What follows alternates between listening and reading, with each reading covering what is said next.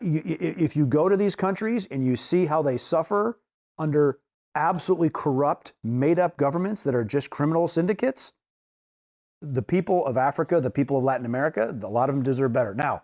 All right. Okay. Let me say this, guys. Everything that he says, to be honest, apart from his suggestion, is true. When you come to the continent and you see how the people suffer, it's true. Yes. You can see it everywhere. I see it every single day. When I move around the continent of Africa, I see it every single day. Corrupt governments, yes, it's true. But it's the same thing with other countries as well. Same thing with the USA as well, corruption.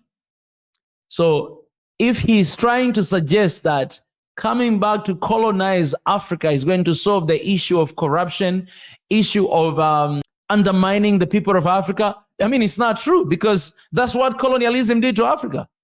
Colonialism, it was basically taking advantage of Africa. It doesn't mean that things are going to change. No, things are going to get worse, because that is what has always been. So basically what he's suggesting is what I was saying to you guys. This is Greek philosophy, that they believe that these men, blue eyes, blonde hair, and with white skin color, they are ordained by God to control, to govern. That is their job, to govern the entire races of the people. It's the Greek philosophy that if you have big nose, you have big mouth, you know, you have curly hair like me, you are born to be a slave. You are supposed to be a slave. You cannot govern yourself. You cannot lead yourself. Therefore, somebody else is supposed to be there to govern and to lead you. This is the Greek philosophy, and it's still working today. It's alive and well.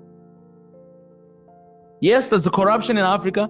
Yes, leadership crisis in Africa is there. Yes, the people of Africa are suffering. Yes, the people of Africa deserve better. But that better is not you coming out to the continent and colonizing again. Let me tell you again, the betterment of Africa is not about you white men coming back to Africa and colonize Africa again. Because you're not living in a better world. The world is corrupt as well. Your government is corrupt as well. We see what is happening in the States. Nothing good is happening in there. It's corrupt as well. Yes, we have issues. Yes, we have problems. But brother, you cannot cross the line. This is the line you cannot cross, and you must be held accountable with the words you're talking about. In the country you're living right now, there's a lot of our brothers and sisters who are taking as a slave to come and to work for that country. They build that country, the nation you're living in there today. You're suggesting to colonizing Africa again? What about our people that are in your country right now in the United States? What about them?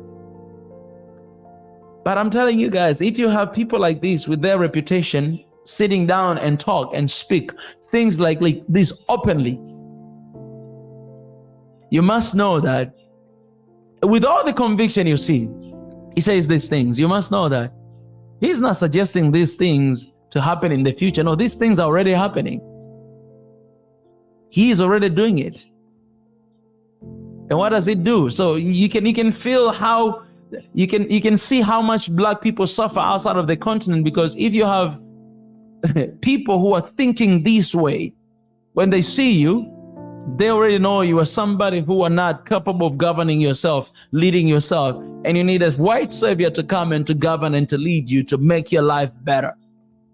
And those are mindsets that we need to change in our people. And all of these things, it begins with the Africa's unity. Africa's unity is the solution to these issues we're talking about today.